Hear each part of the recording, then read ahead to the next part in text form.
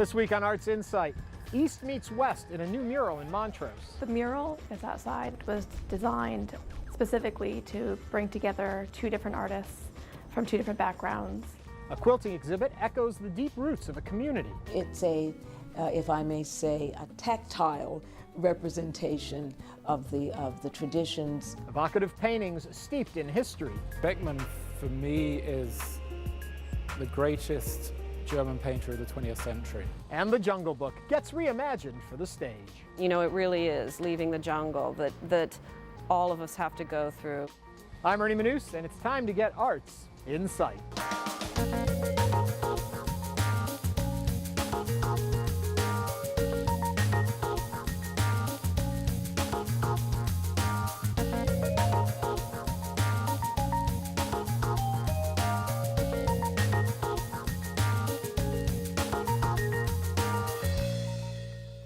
Welcome to Arts InSight, where the Wortham Theater here at the University of Houston has undergone a major scene change. That's because the Alley Theater, currently in the midst of a $46 million renovation, is calling this building home for its entire 2014-15 season. We'll tell you all about the new season, which just kicked off, in a moment. But first, we're going just a few miles away to Montrose, where a new mural at the Printing Museum brought together street artists from Houston and Lebanon.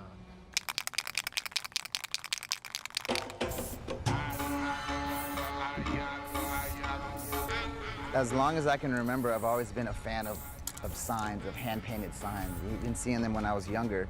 And then once I got into graffiti, I think that just opened up my eyes to it even more. I was able to take typography and fonts and enlarge them and use them and bend them and twist them around and create, you know, new letters from those original shapes. So it's definitely a big base of my graffiti and street art. The mural that's outside was designed specifically to bring together two different artists from two different backgrounds. Pascal Zoghbi is the Lebanese artist who is in Beirut, and he is primarily a graphic designer. And Duel is a local graffiti and mural artist. These two artists together were collaboration. We've been going back and forth on email to try to come up with kind of a minimal design that would incorporate American and Arabic typographies. So we both decided on one saying, which is the saying of the show, changing language, changing worlds. And he decided to write it in Arabic, and then I came back on top and kind of weaved it together with the American typographies. Graffiti in general can be traced back to the caves of Lascaux, and there's a long history and tradition of writing on walls. What's so fascinating about the Middle Eastern tradition is that Arabic graffiti is so heavily based in its calligraphic traditions. Pascal Zoghbi wrote in a calligraphic style that's based on the Kufic style, and Duel is responding and translating that message into English. I kind of wanted the wall to have the feeling of it changing and morphing, so I decided to choose a couple kind of traditional fonts and typographies that we use a lot. So I kind of wanted to stick to the cyan, magenta, and black scheme. And then there'll probably be a little bit of yellow still added in to the end. And Pascal really wanted to go with like more of a real minimal design where we still left a lot of the negative space. So kind of just came up with this design where the letters kind of bounced up and down and kind of gives you a little bit of motion as you look at the wall left and right, or vice versa. The way in which writing is displayed has a great impact on culture and identities. And there's a historical lineage and precedence about why certain styles and fonts have been used and created or suppressed. I wanted that message somehow to be conveyed, since we are the Printing Museum and we have a very long mission that's about preserving and sharing the knowledge of printed communication and art as the greatest contributors to freedom and literacy. Just like a wall that we have that was empty outside can often be a barrier, it could also be a means of opening up communication and breaking down walls.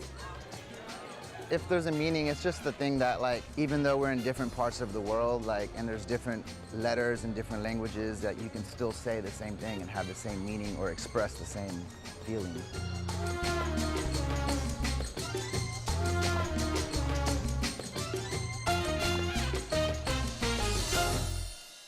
Find out more about the mural and exhibition at printingmuseum.org. Welcome to the Wortham Theater at the University of Houston, which for the next year will be known as the Alley Theater at UH. The Alley's downtown home is undergoing a major facelift, but as the saying goes, the show must go on. Here to tell us all about this season is Dean Gladden, the Alley's managing director. Hello there, Dean. Hey, it's good to be with you. Okay, first of all, a lot of work went into this move, I'm guessing. It is. This process has been going on, the planning process went on for 2 years, if you can imagine, and took a lot of coordination. And fortunately, the staff here has been fantastic. Our staffs have been fantastic. The administration at the university is great. We're just having the best time. And now you've opened your first show here. We have, and it's the old friends, wonderful Horton Foote Police. What a great cast for this show, too. Fabulous cast, yes, and Hallie Foote, his daughter, is in the cast, and Betty Buckley is in this cast. It's a great cast. And a lot of fun. And one thing that's cool about this move is even though you're in a new location for a year, you're keeping a lot of your traditions alive. We are keeping our traditions alive. We couldn't possibly not do Christmas Carol. So we will be doing Christmas Carol right here, and it'll be really intimate. I encourage everyone to go because it's only 565 seats. So you are really going to be up close and personal and really enjoy the experience here. Some other highlights in the season that you're looking forward to? Well, the big show happening at Halloween time that we don't want you to miss is Dracula. It will be a fabulous production. Now this production, the set and costumes and stuff, come from the late 70s, Dracula? Well, back in the 70s when this was done on Broadway, Greg Boyd, our artistic director, saw this show when he was young, and he said, you know, I would love to do that show sometimes, but we couldn't do it on our stage because we had a thrust theater and there are lots of special effects. And so you need to do it on a proscenium house, which is a picture frame theater, which is what we have here. So when we were discussing coming here, he knew exactly what the piece that he wanted to bring here that he could do only here. So you've got to see the show. Okay, now some people are probably a little hesitant about how they're going to find their way over here. Easy to get to. It is very easy to get to. You just take 45, you get off on the Cullen Road exit, take a left on entrance 16, and you park in the parking lot for free. Because you will have parking for everyone. Yes, exactly. We have parking, and we have valet parking. If they want, they can come and valet park right in front of the theater. And you also have your own box office here. You built a box office for yourselves. We built our box office. It's right out front. So if anybody wants to find out any more about all of this, where can they go? Well, you can go online to www.alleytheater.org. Well, thank you very much, Dean. Thanks for having me, Ernie. Up next, Ella Dinkins and Josephine Burns are quilters who create woven representations of the African-American traditions of their community. I like putting colors together mostly, and that's sometimes it's difficult because you can't find the right color. Then you have to stop on that and go to something, to a color that you have a lot of colors of. The other day, with all these scraps that I had, I got together with myself and sat in the chair and took all the blues out and the greens out and the different colors out and put them in different containers and say, now this is, I can't use this, so I stored it away. And then sometimes I remember that, oh, and that I stored away, there was a color I could use. And so I have to go dig out and get the bag and get the colors out that will make something different. I take scraps and I cut out circles and I hem it all the way around and draw it together, and that makes the rosebud. They call them rosebuds now. They used to call them yo-yos, we call them rosebuds now. It's amazing. People give you scraps, and in those scraps you find many things. And I love to do it, but I can't do as much as I used to do because I have cramps in my hand. I can do so much, and I get cramps, I have to stop. If I did it all the time, just constantly, it would take me a year to make a nice big one. Everything is by hand. Putting the pieces together and doing the quilting is all handwork. And I don't have, years ago they had a rack that you put the quilt on and roll it and do it like that. But I put mine across my lap and I quilt like that. People don't understand the time that you have to put in to make the quilt. And when you give them the price, they say, "Ooh, that's too much." But they don't realize they're getting something they go to the store and pay twice as much for something that's not nearly as authentic as what you're getting from me. They don't understand how much patience and time it takes to do these things. And it really takes time to do that. After you make the circles, you gotta sit down and sew them together. I can do it for 3 or 4 hours. Then the cramps catch me and I have to stop. Well, my grandmother first taught me when I was a child about quilting and embroidering, and then later on in years after I went to school and whatnot, and I started quilting small pieces, but in these recent years I've made mini quilts. My mother quilted too, and she made some beautiful quilts. And when she died, she had a trunk full of scraps and quilt tops and stuff she started making and hadn't finished. And so it was 4 of us girls. She had 4 girls, and none of them wanted the scraps. So I said, you know what? I'm gonna take these scraps, I'm gonna take them and I'm gonna make something out of them. Yeah, but I love it. And if people if people would do it, they'd love to do it too. But you got to have patience, plenty of patience to do that work. Because one girl was wanting to know how to do it, and I showed her how to do it. And she called me and told me it took her 4 minutes to make one. Oh, I think Eatonville is the most precious place, really, in this world. When I listen to things that are happening all over the world, we have some difficulties, but the difficulties that people are having now, we don't have that. And I remember when I was younger, I used to come to Eatonville from Oviedo. They had a chorus, and every Sunday afternoon they have a concert, and my mother would bring us to the concert. Here you have 2 women, one in her mid-90s, the other I think maybe early 80s, and they do represent, it's a, if I may say, a tactile representation of the traditions of Eatonville and any of these communities that are steeped in heritage. In this instance, the heritage is of African ancestry, but you find this in any traditional community. Jim Crow laws, that was the legalization of separation of the races in all things, and really was a disenfranchisement of the African American population. Because of the physical danger of the black population, there were some people in that community that said if we cannot live in peace with whites, we need to separate.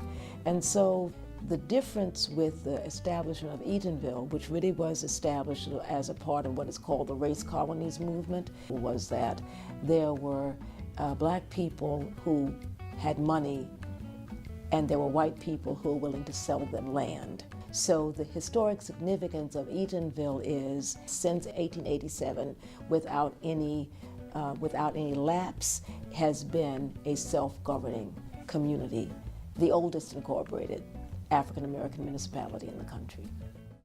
For more information about the exhibit, visit hccfl.edu.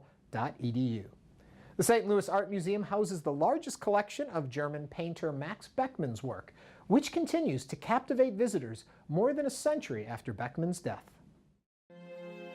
It's the largest collection of paintings by Max Beckmann in the world. We have 39 paintings here. We have around 350 prints. Beckmann was a great printmaker. So, you know, this really, if anywhere in the world to see Max Beckmann, this is the place.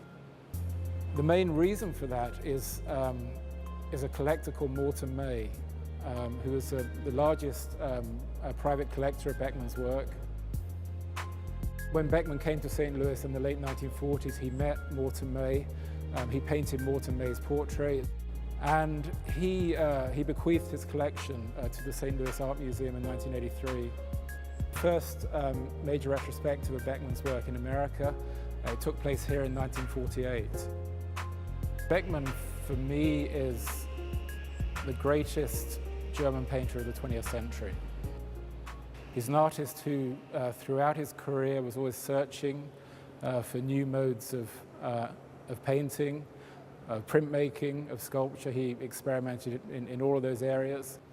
And the sinking of the Titanic here is really one of his most ambitious paintings, certainly in terms of scale. This is a work which measures 8.5 feet high by 11 feet wide. What you can see here is essentially the struggle for survival of these figures who are in the various lifeboats. The Titanic you can see in the distance against this kind of iron red sky. And then kind of beyond that, just the wonderful colors that the Beckmann creates in the water in particular, the yellows, the reds, the golds here. And then the figures who, as you start to look more closely at the painting, start to emerge. So for example here, you can see a figure of a drowning man whose head, kind of rather ghostly head, just appears out of the water. The painting has a kind of power to it which I think is in many ways largely due to Beckmann's composition.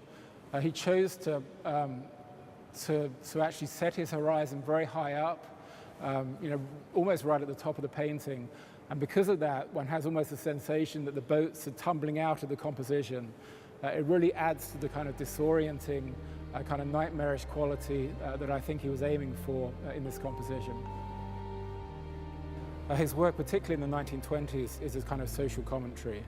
It deals with the atmosphere in Germany, particularly after World War I, the sense of depression, of desolation during that period. Max Beckmann's Christ and the Woman Taken in Adultery was painted in 1917. It's a painting which really speaks to human cruelty, human barbarism, the kind of subjects that Beckmann had experienced in World War I and which had deeply affected him. So what you see in this painting here is that a woman is being stoned by a mob, and then in the center of the composition you have the figure of Christ who's protecting the woman.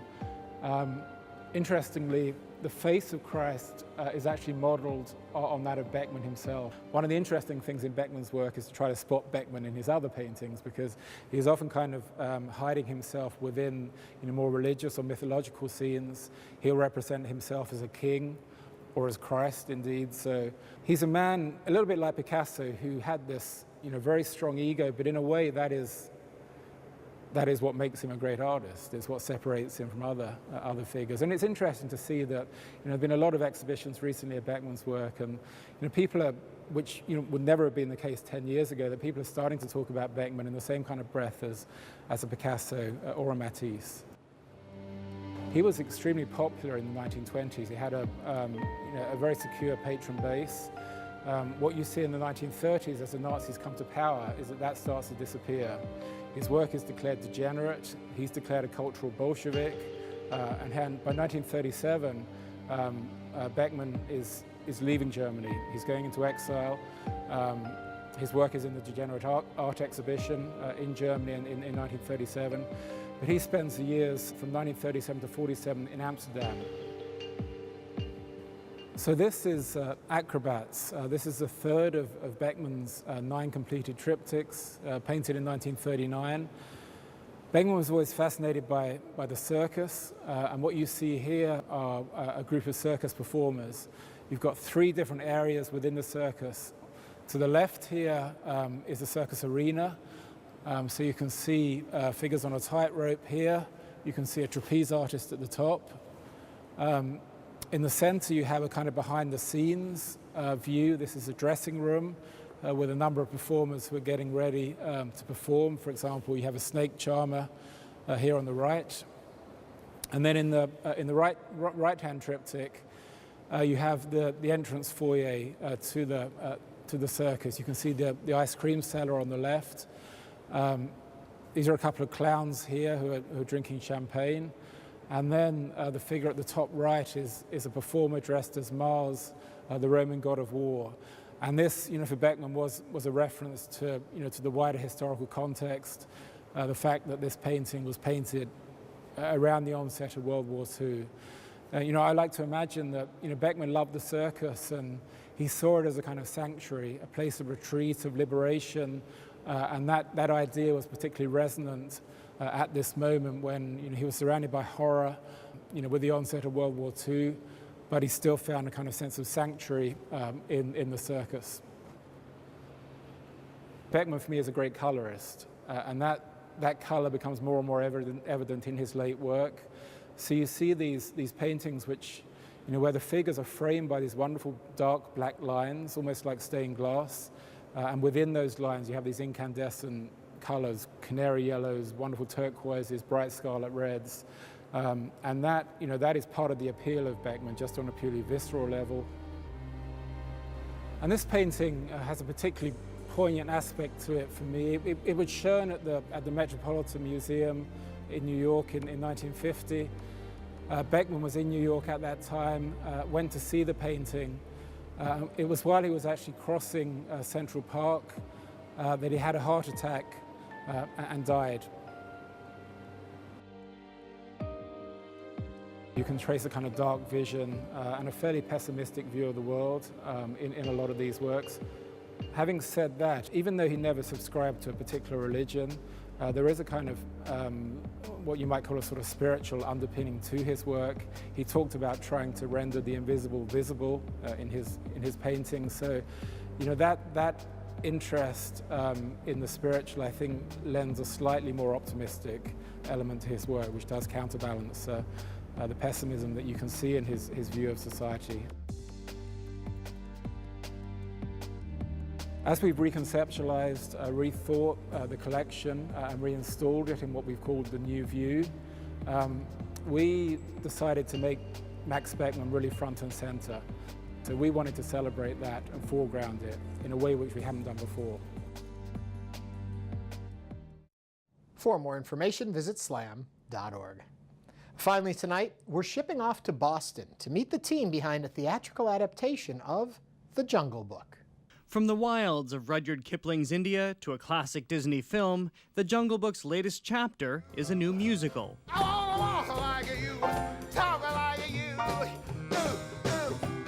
Based on Kipling's own childhood in India, The Jungle Book follows the young orphan Mowgli coming of age under the tutelage of his animal friends and mentors. But, says Mary Zimmerman, the musical's Tony-winning director, we are all written into the Jungle Book. You know, it really is leaving the jungle that all of us have to go through, leaving the wonderment of childhood into the world of adult power. Commissioned to create the musical adaptation several years ago, Zimmerman says she was immediately mindful of Kipling's own harrowing story, when at the age of 8, he was left by his parents in a brutal British boarding school. It was a really terrible place, and Kipling and his sister were very profoundly physically abused and possibly sexually abused. And for Kipling to write about this as a Victorian more than once in his fiction and in his autobiography, you know that he considered it a very serious and life-changing or shaping element of his life. In his later stories, Zimmerman says Kipling yearned for the India in which he was first raised, the India where she also took her creative team to begin adapting the piece. We're just gathering impressions and feelings, and literally the way the light is hitting through a certain window or the way a bird flew up. It's just sort of endless. One of the biggest hooks, though, was the Indian music, which music director Doug Peck infused with the film's jazz score for a rousing mashup.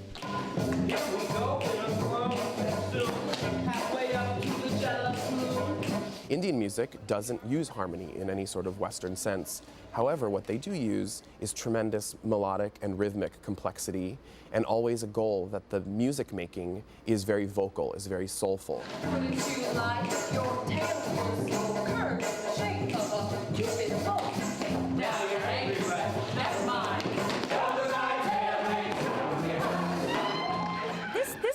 Project was the hardest project I've ever done. All of the show's creators are mindful of the weight of toying with a story, imagery, and music known to millions thanks to the movie.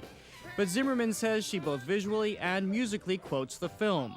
She and Peck also had the added benefit of access to Richard Sherman, who along with his brother Robert wrote most of the original music, including songs that didn't make it into the film. He doesn't dictate every little element of what the arrangement, what the rhythm, what the harmony will be. He writes a song that he expects you to explode and take off on a journey with. He has genius advice on arrangement, and he has such showbiz acumen, and if it's of a certain period, but there's great charm. He's so complimentary all the time, like a great father or uncle who's like, oh, you kids, it's just terrific. It's just terrific what you've done. It's just, oh my goodness, it's so good. You know, and he just pours that on us. Proving that, not unlike Kipling, you can go home again. The Huntington Theater Company's adaptation of The Jungle Book wrapped up last fall. And right now, we're wrapping up this episode of Arts Insight.